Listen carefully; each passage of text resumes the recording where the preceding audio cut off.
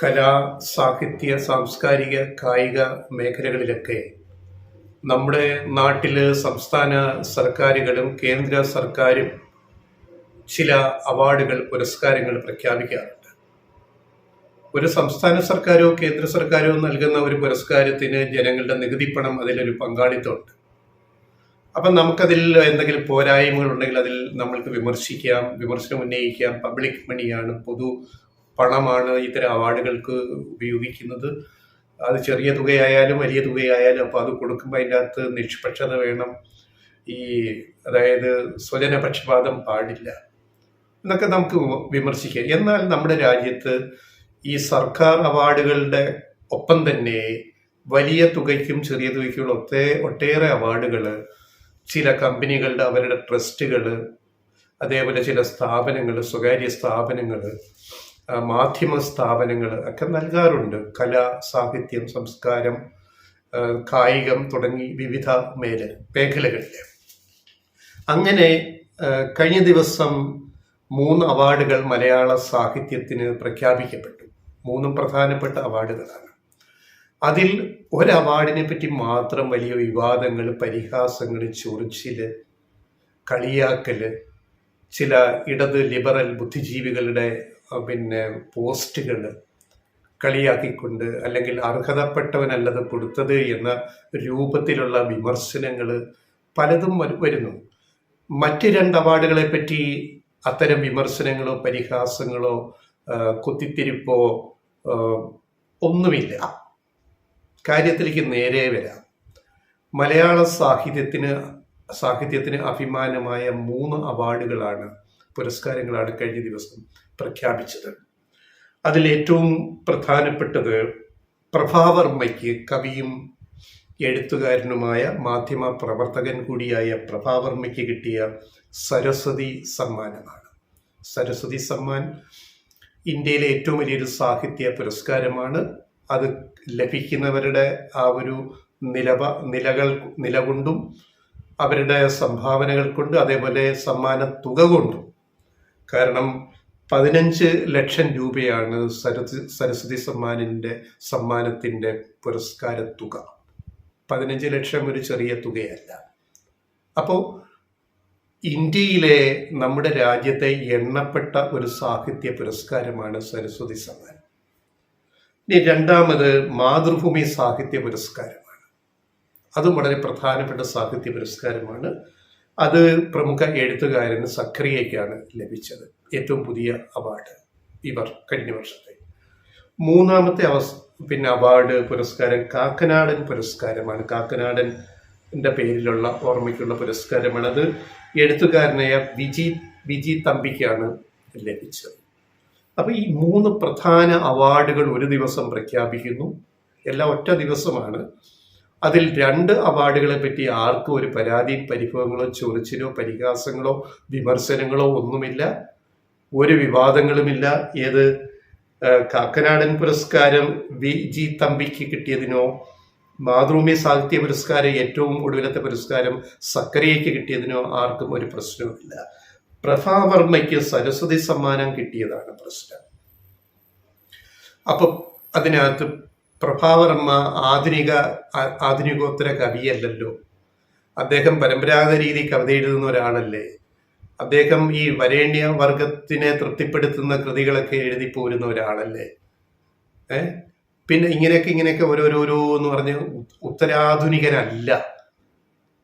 അപ്പം ഇത് കേൾക്കുമ്പോൾ, ഇത് കാണുമ്പോൾ നമുക്ക് തോന്നുന്ന സംശയങ്ങൾ ലെഫ്റ്റ് റൈറ്റ് വോയിസ് ഉന്നയിക്കുകയാണ്. ഈ സരസ്വതി സമ്മാൻ ഈ ഉത്തരാധുനികർക്ക് മാത്രമേ കൊടുക്കാവൂ എന്ന് വല്ല നിയമമുണ്ടോ? സർക്കാരിന്റെ പുരസ്കാരമല്ല. വ്യവസായിയായ കെ ബിർള ഗ്രൂപ്പിന്റെ വലിയ ബിസിനസ് ഗ്രൂപ്പാണ്, ഇന്ത്യയിലെ ഒരു വലിയ ബിസിനസ് കുടുംബമാണ്. അവരുടെ തലതൊട്ടപ്പനായ കെ ബിർളയുടെ പേരിൽ 91 കെ ബിർള ട്രസ്റ്റ് പ്രഖ്യാപിച്ച പുരസ്കാരമാണ് ഈ പറയുന്ന സരസ്വതി സമ്മാൻ. അതിന് സരസ്വതി എന്ന പേരിട്ടു. വിദ്യാദേവത എന്നുള്ള ഹൈന്ദവ സങ്കല്പം വെച്ച് സരസ്വതി സമ്മാനം, അല്ലെങ്കിൽ സരസ്വതി സമ്മാനം എന്ന് ഹിന്ദിയിൽ അതിന് പേരിട്ടു.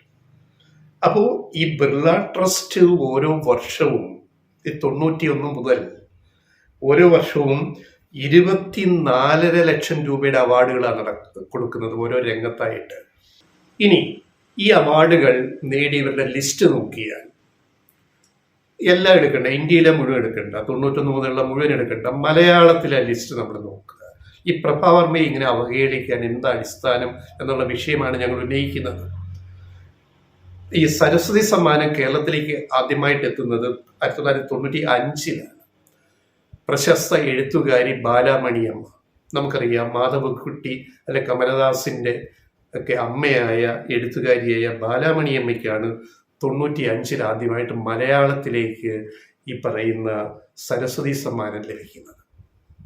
പിന്നെ നമ്മൾ കാത്തിരിക്കുന്നത് 2005 വരെയാണ്. അതായത് 95, 10 വർഷം കഴിഞ്ഞിട്ട് കെ അയ്യപ്പ പണിക്കർക്ക്, പ്രൊഫസർ കെ അയ്യപ്പ പണിക്കർക്ക്, ഡോക്ടർ അയ്യപ്പ പണിക്കർക്ക് ഈ പുരസ്കാരം കിട്ടുന്നു, സരസ്വതി സമ്മാനം. അതും കഴിഞ്ഞ് 2012-ലാണ് പിന്നീട് സുഗതകുമാരിക്ക് ഈ പുരസ്കാരം ലഭിക്കുന്നത്, ഒരു വലിയ ഇടവേളയ്ക്ക് ശേഷം.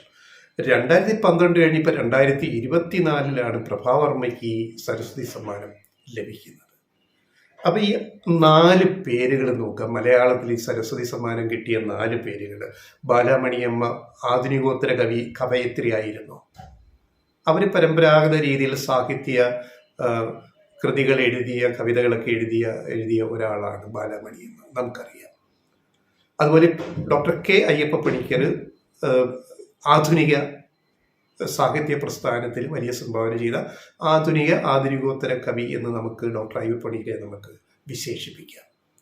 അപ്പോൾ ഒന്ന് ബാലാമണിയമ്മ പരമ്പരാഗത ശൈലിയിൽ, 2 കെ അയ്യപ്പ പണിക്കർ ആധുനികത. പിന്നെ വീണ്ടും അവാർഡ് കൊടുക്കുന്ന സുഗതകുമാരിക്കാണ്. സുഗതകുമാരി ആധുനികോത്തര കവിതകൾ എഴുതി അങ്ങ് വളർന്ന് വലുതായ ഒരാളൊന്നുമല്ല. നമുക്കറിയാം സുഗതകുമാരിയുടെ എഴുത്തിൻ്റെ ഒരു രീതി, ശൈലി, പ്രമേയങ്ങളൊക്കെ നമുക്കറിയാം. അത് കഴിഞ്ഞാണ് ഇപ്പോൾ പ്രഭാവർമ്മയ്ക്ക് ഈ അവാർഡ് കിട്ടുന്നത്. അപ്പം ഇവിടെ പ്രഭാവർമ്മയ്ക്ക് ആധുനികോത്തരത പോരെ, ആധുനിക കവിയല്ല എന്നൊക്കെ ഇങ്ങനെയുള്ള ചില ഇടതുപക്ഷ ലിബറൽ ഹാൻഡിലുകൾ വന്ന് ഇങ്ങനെ ബഹളം കൂട്ടുന്നത് എന്തിനാണ്? അപ്പം ഇതൊക്കെ പ്രശ്നം. ഇതിന് പിന്നൊരു രാഷ്ട്രീയമുണ്ട്. ആ രാഷ്ട്രീയം എന്താണ്? പ്രഭാവർമ്മ മുഖ്യമന്ത്രി പിണറായി വിജയൻ്റെ മാധ്യമ സെക്രട്ടറിയാണ്. മുഖ്യമന്ത്രിയുടെ ഓഫീസിൽ സർക്കാരിൻ്റെ ശമ്പളം വാങ്ങി, മാന്യമായ ശമ്പളം വാങ്ങി, പിണറായി 1-ാം ഗവൺമെൻറ്റിലും പിണറായി 2-ാം ഗവൺമെൻറ്റിലും പ്രവർത്തിക്കുന്ന പിന്നെ മാധ്യമ സെക്രട്ടറിയാണ് പ്രഭാവർമ്മ. അങ്ങനെയുള്ള ഒരാൾക്ക് ഇങ്ങനെ ഒരു വലിയ അവാർഡ്, തുകയുള്ള ഒരു വലിയ അവാർഡ്, ഇത്ര 15 ലക്ഷത്തിൻ്റെ അവാർഡ് കിട്ടിയാൽ ഞങ്ങൾക്കൊരു ചൊറിച്ചിലൊക്കെ വരും. അതാണ് ഈ പുറത്തു വരുന്നത്. ഈ പ്രഭാവർമ്മയുടെ കവിത്വവും കഴിവും കാര്യങ്ങളൊക്കെ വിലയിരുത്താനുള്ള വീഡിയോ സ്റ്റോറി അല്ലിത്. ഞങ്ങളിതെല്ലാം ഒന്ന് താരതമ്യം ചെയ്ത് പറയുന്നത് മാത്രമേ ഉള്ളൂ. ഇത്തരം ഈ തെരഞ്ഞു പിടിച്ചിട്ട് ആക്രമിക്കുന്ന ഈ ഒരു ശൈലിയുണ്ടല്ലോ ചില കോണുകളിൽ നിന്ന്, അത് പ്രഭാവർമ്മയ്ക്ക് പിണറായി വിജയനുമായിട്ട് ബന്ധമുണ്ടായിപ്പോയി. അതാണ് വിഷയം. അല്ലെങ്കിൽ ഈ സരസ്വതി സമ്മാൻ പ്രഭാവർമ്മയ്ക്ക് കിട്ടിയാൽ ആർക്കും ഒരു പരാതി ഉണ്ടാവില്ലായിരുന്നു. പിന്നെ അദ്ദേഹം ഇടതുപക്ഷക്കാരനാണ്. വർഷങ്ങളോളം അദ്ദേഹം ദേശാഭിമാനി പത്രത്തിൽ പണിയെടുത്തു, പാർട്ടി പത്രത്തിൽ. പിന്നെ അദ്ദേഹം കൈരളി TV തുടങ്ങിയപ്പോൾ കൈരളി TVയിലെ പ്രധാന ചുമതല വഹിച്ചു. അത് കഴിഞ്ഞ് അദ്ദേഹം മുഖ്യമന്ത്രിയുടെ മീഡിയ സെക്രട്ടറി ആയിട്ട് പോകുന്നു, മുഖ്യമന്ത്രിയുടെ ഓഫീസിലേക്ക് പോകുന്നു. പിണറായി വിജയൻ്റെ ഓഫീസിലേക്ക് അല്ല ആദ്യമായിട്ട് പ്രഭാവർമ്മ പോകുന്നത്. നമ്മൾ ഇത്തിരി പിന്നിലേക്ക് പോകണം. EK നായനാർ മുഖ്യമന്ത്രിയായിട്ടിരിക്കെ അന്ന് നായനാരുടെ പ്രസ് സെക്രട്ടറി ആയിരുന്നു പ്രഭാവർമ്മ. ദേശാഭിമാനിയിൽ നിന്ന് ലീവ് എടുത്തിട്ട് നായനാരുടെ കൂടെ വർക്ക് ചെയ്ത ആളാണ് പ്രഭാവർമ്മ. എന്താണ് ഒരു മാധ്യമ സെക്രട്ടറിയുടെ, പ്രസ് സെക്രട്ടറിയുടെ ചുമതല? അദ്ദേഹത്തിന് സാഹിത്യ താല്പര്യങ്ങളിലൂടെയുള്ള ഒരാളാവുമ്പം ഈ രാഷ്ട്രീയ നേതാവ് കൂടിയായ മുഖ്യമന്ത്രിയുടെ ഏതെങ്കിലും വേദികളിൽ, അത്തരം വേദികളിൽ, എല്ലാ വേദികളുമല്ല, സാഹിത്യവും കലയും സംസ്കാരവും ഒക്കെ ആയിട്ട് വരുന്ന, പിന്നെ പൊളിറ്റിക്കൽ കൾച്ചർ, രാഷ്ട്രീയ സംസ്കാരവുമായി ബന്ധപ്പെട്ട് വരുന്ന ചടങ്ങുകളിൽ മുഖ്യമന്ത്രി പ്രസംഗിക്കേണ്ടുന്ന വിഷയം, അതിൻ്റെ ഒരു ഡ്രാഫ്റ്റ് പ്രസംഗത്തിന് തയ്യാറാക്കുക എന്നൊക്കെ ഉള്ളതാണ് അവരുടെ ജോലി. അത് എക്സോർവൈ പ്രഭാവർമ്മയായാലും മറ്റൊരാൾ അവിടെ ഇരുന്നാലും അവരുടെ ജോലി അത്തരം പ്രസംഗങ്ങൾ തയ്യാറാക്കുക. പിന്നെ ശുദ്ധമനസ്കനായ എപ്പോഴും കൊണ്ട് നടക്കുന്ന ഇ.കെ. നായനാർ അന്നൊരിക്കൽ പറഞ്ഞൊരു കാര്യം നമ്മളിവിടെ ഇപ്പോൾ ഓർക്കണം. അദ്ദേഹത്തിൻ്റെ ഏതൊരു സാഹിത്യ മീറ്റിങ്ങിൽ, സാഹിത്യവുമായിട്ട് ബന്ധപ്പെട്ട ഒരു ചടങ്ങിൽ നായനാർ അന്ന് മുഖ്യമന്ത്രി എന്ന നിലയിൽ പങ്കെടുക്കുകയാണ്. അപ്പോൾ അവിടെ സാഹിത്യ സംബന്ധമായൊരു പ്രസംഗം ചെയ്യണം. അപ്പോൾ അതിന് പ്രസംഗം തയ്യാറാക്കുന്നത് അന്നത്തെ പ്രസ് സെക്രട്ടറിയായ ആയിരുന്ന പിന്നെ പ്രഭാവർമ്മയാണ്. അപ്പോൾ അദ്ദേഹം ഈ പ്രഭാവർമ്മ തയ്യാറാക്കിയ പ്രസംഗം അദ്ദേഹം അവിടെ നോക്കി വായിക്കുന്ന, ഇടയ്ക്ക് നോക്കിയും നോക്കാതെയും വായിക്കുന്നതിൽ എവിടെയോ ഒരു അക്ഷര പിശക് വന്നപ്പോൾ അവിടെ വേദിയിൽ ഒരു ചിരി പടർന്നു. നായനാരായതുകൊണ്ട് ആര് ചിരിച്ചാലും ആർക്കും അങ്ങോട്ടും ഇങ്ങോട്ടും ഒരു പരാതിയും ഉണ്ടാവില്ല എന്നറിയാമല്ലോ. അപ്പം ശുദ്ധ മനസ്കനായ നിഷ്കളനായ നായനാർ പറഞ്ഞ ഒരു മറുപടി ഉണ്ട് ആ വേദിയിൽ. അവിടെയാണ് നായനാരെ നമ്മൾ ഏറ്റവും അധികം ഇഷ്ടപ്പെടുന്നത്, മാനിക്കുന്നത്. നർമ്മത്തിൽ ചാലിച്ചിട്ട് അദ്ദേഹം പറഞ്ഞൊരു വാചകമുണ്ട്. അത് ടെക്സ്റ്റായിട്ട് ഞാൻ പറയുന്നില്ല, ഇപ്പോൾ ഓർമ്മയെന്ന് പറയുകയാണ്. ഇതൊക്കെ ആ പ്രഭാവർമ്മ എഴുതിക്കൊണ്ട് തരുന്നതല്ല, ഞാനിത് വായിക്കുകയല്ലാതെ വേറെ നിവർത്തിയില്ലല്ലോ എന്ന് ചിരിച്ചുകൊണ്ട് ഇ.കെ. നായനാർ മുഖ്യമന്ത്രി, കേരളത്തിന്റെ മുഖ്യമന്ത്രി പറയുന്നു. സദസ്സിലാകെ ചിരി പടരുന്നു. ഞാൻ പിന്നീട് സ്വകാര്യത്തിൽ പ്രഭാവർമ്മയോട് ഈ കാര്യം ഒരിക്കൽ ഞാൻ സംസാരിച്ചിട്ടുണ്ട്. ഞങ്ങളെ ഈ വർഷങ്ങളുടെ പരിചയം പ്രഭാവർമ്മയും ഞാനും തമ്മിലുണ്ട്, പല കാര്യങ്ങളുമായി ബന്ധപ്പെട്ടിട്ട്. അപ്പം ഞാൻ ഒരിക്കൽ ചോദിച്ചു, ഈ ഒരു സംഭവത്തെ പറ്റി എന്ത് തോന്നുന്നു, ഞാൻ പ്രഭാവർമ്മയോട് ചോദിച്ചു. അപ്പൊ പ്രഭാവർമ്മ ആദ്യം ഒരു ചിരിയാണ് ചിരിച്ചത്. എന്നിട്ട് പറഞ്ഞു, ഈ നായനാർ സഖാവിനെ കൊണ്ട് തോറ്റ് എന്ത് ചെയ്യാനാണ്, അങ്ങനെയൊക്കെയാണ്, പിന്നെ അത് ജനങ്ങൾക്കും അത് ഇഷ്ടമാണ് എന്ന് പറഞ്ഞത് ആ തമാശയിൽ അത് അലിഞ്ഞു ചേർന്ന ഒരു വിഷയമാണ്. പക്ഷെ ഇവിടെ ഇത് കുൽസിത താല്പര്യത്തോടെ ചില കുബുദ്ധികൾ, ഞങ്ങൾ ഇടതുപക്ഷ ബുദ്ധിജീവികളാണ് എന്ന് പറഞ്ഞിട്ട് വന്നിട്ട് സോഷ്യൽ മീഡിയയിലൊക്കെ വന്നിട്ട് പ്രഭാവർമ്മയെ മാത്രം ചൊറിയും, വേറൊന്നിനും ഒരു വിവാദവും ആർക്കും വേണ്ട. അപ്പൊ അതെന്തുകൊണ്ടാണ്? പ്രഭാവർമ്മ പണിയെടുക്കുന്നത് പിണറായി വിജയന്റെ മുഖ്യമന്ത്രിയുടെ ഓഫീസിലാണ്. അപ്പൊ ഒന്ന് ചൊറിഞ്ഞേ പറ്റുള്ളൂ, അല്ല ഞങ്ങൾക്ക് ഇരിക്കപ്രതിയില്ല, ഞങ്ങൾക്ക് അസൂയം കുശുമ്പും ഉള്ളതുകൊണ്ടൊന്നും ചൊറിഞ്ഞെന്നിരിക്കും. ഇത്രയേ ഉള്ളൂ കാര്യം. ഇത് ഈ രീതിയിലാണ് നമ്മൾ മലയാളികൾ ഇത്തരം വിഷയങ്ങളെ രാഷ്ട്രീയമായിട്ട് ബന്ധപ്പെടുത്തി നമ്മൾ സംസാരിക്കുന്നത്. ഒരു കാര്യം കൂടി പറഞ്ഞിട്ട് അവസാനിപ്പിക്കുക. സരസ്വതി സമ്മാനമല്ല നമ്മുടെ രാജ്യത്തെ ഏറ്റവും വലിയ സാഹിത്യ പുരസ്കാരം, അവാർഡ് തുകയും ഞാൻ ഉദ്ദേശിച്ചത്. സരസ്വതി സമ്മാൻ 15 ലക്ഷം രൂപയാണ് ഓരോ വർഷവും ആ സമ്മാനത്തിന് കിട്ടുന്നത്. പക്ഷേ JCB ട്രസ്റ്റ്, ഈ ബിസിനസ് ഗ്രൂപ്പ്, നിർമ്മാണ രംഗത്തെ വലിയ കമ്പനിയായ JCB ഗ്രൂപ്പ് 2018 മുതൽ JCB സാഹിത്യ അവാർഡ് കൊടുക്കുന്നുണ്ട്. ആ JCB സാഹിത്യ അവാർഡ് എന്ന് പറഞ്ഞാൽ 25 ലക്ഷം രൂപയാണ്. 10 വർഷത്തിൽ ഒരിക്കൽ ഒരു എഴുത്തുകാരൻ്റെ 10 കൊല്ലത്തെ നോക്കും. അതിൽ ഒന്നിൽ ഒറിജിനൽ ഇംഗ്ലീഷിൽ എഴുതിയ കൃതികൾ, അല്ലെങ്കിൽ പ്രാദേശിക ഭാഷയിൽ നിന്ന് ഇംഗ്ലീഷിലേക്ക് ട്രാൻസ്ലേറ്റ് ചെയ്ത കൃതികൾ, അതിന് കൊടുക്കുന്ന അവാർഡാണ് 25 ലക്ഷം രൂപയുടെ JCB അവാർഡ്. പിന്നെ പ്രാദേശിക ഭാഷയിൽ നിന്ന് ഇംഗ്ലീഷിലേക്ക് മാറ്റുന്ന വിവർത്തകയ്ക്ക് വേറെ 10 ലക്ഷം അവാർഡ് വേറെ കിട്ടും. അപ്പം അത് 25, 10, 35 ലക്ഷം രൂപയായി. ഈ അവാർഡിന്റെ വിന്നേഴ്സ് ആരൊക്കെയാണ്? 2018 മുതൽ അതിൽ മലയാളികളുണ്ട്. JCBയുടെ 25 ലക്ഷത്തിന്റെ ആദ്യ അവാർഡ് കിട്ടുന്നത് ബെന്യാമിനാണ്. ബെന്യാമിന്റെ ആടുജീവിതമല്ല, അദ്ദേഹത്തിന്റെ മറ്റേ കൃതി വെച്ചിട്ടാണ്, ജാസ്മിൻ കൃതി വെച്ചിട്ടാണ്, മുല്ലപ്പൂ, അതിനാണ് അവാർഡ് കിട്ടുന്നത്, 25 ലക്ഷം രൂപയുടെ അവാർഡ്. അത് ഇതേപോലെ ഷഹനാസ് ഹബീബ് എന്ന് പറയുന്ന ഒരാളാണ് അത് വിവർത്തനം ചെയ്തത്, അവർക്കും കിട്ടി 10 ലക്ഷം രൂപ.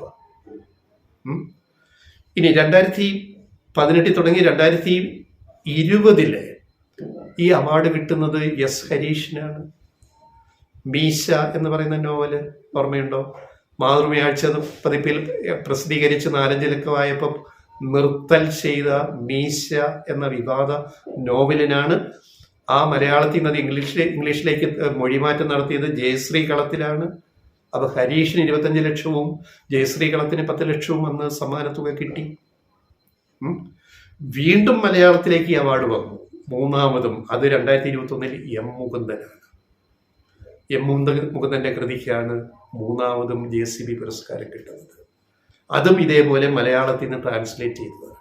അപ്പോ ഇതിന്റെ കൂടെ ഞങ്ങൾ പറഞ്ഞു എന്ന് മാത്രമേ ഉള്ളൂ. ഇത്രയും കേട്ട് കഴിയുമ്പോൾ നിങ്ങൾക്ക്, നമ്മുടെ പ്രേക്ഷകർക്ക് എന്താ തോന്നുന്നത്? ഇങ്ങനൊരു വിവാദം ഉണ്ടാക്കേണ്ട കാര്യമുണ്ടോ? അപ്പൊ ഇതൊരു കുൽസിത മനസ്സിൽ നിന്ന് വക്രബുദ്ധി ഉണ്ടാക്കുന്ന ചില ഞങ്ങളാണ് യഥാർത്ഥ ഇടതുപക്ഷം, ബാക്കിയെല്ലാം CPIM ഉൾപ്പെടെ ഇടതുപക്ഷ പാർട്ടികൾ മറ്റുള്ളവരെല്ലാം വലതുപക്ഷമായി, പിന്നെ പ്രഭാകരൻ അതിൻ്റെ വ്യക്താവാണ്, ആനയാണ്, ചേനയാണ്, മറ്റേതാണ്, മറിച്ചതാണ് എന്നൊക്കെ പറഞ്ഞ് വലിയ സിദ്ധാന്തം അവതരിപ്പിക്കണോ? പ്രശ്നം ഇത്രയുള്ളൂ. ചൊറിച്ചിൽ, കടിച്ചിൽ, അസൂയ, കുശുമ്പ് ഒന്നും. പിന്നെ അതിൻ്റെ കൂടെ പ്രഭാവർമ്മ, അദ്ദേഹത്തിന് ശരിക്കുള്ള പേര് പ്രഭാകരവർമ്മ എന്നാണ്. പ്രഭാവർമ്മയല്ല, പ്രഭാകരവർമ്മ. അപ്പൊ പ്രഭാകരവർമ്മ എന്ന പേരുള്ള ഔദ്യോഗിക നാമമുള്ള പ്രഭാവർമ്മ എന്നെഴുതുന്ന അദ്ദേഹം മുഖ്യമന്ത്രി പിണറായി വിജയന്റെ മാധ്യമ സെക്രട്ടറി ആയി പോയതാണ് ഇപ്പൊ ഏറ്റവും വലിയ അപരാധം. അപ്പൊ എന്തും പറയാം. പിണറായി വിജയനെ പറ്റി പറഞ്ഞ പോലെ, പിണറായിയുടെ കുടുംബത്തെ പറ്റി പറഞ്ഞ പോലെ, പിണറായി വിജയന്റെ ഓഫീസിനെ പറ്റി പറഞ്ഞതുപോലെ, അവിടെ പണിയെടുക്കുന്നവരെ പറ്റി നമുക്കങ്ങ് എന്തും പറയാം എന്ന് പറയുന്ന ഈ ഒരു മനോഭാവമുണ്ടല്ലോ, അതാണ് ഇവിടുത്തെ ഏറ്റവും വലിയ പ്രശ്നം എന്ന് പറയുന്നത്. അത് ചൂണ്ടിക്കാണിക്കാനാണ് ഞങ്ങൾ ഇത്രയും സമയം ഇത് വിശദീകരിച്ചത്.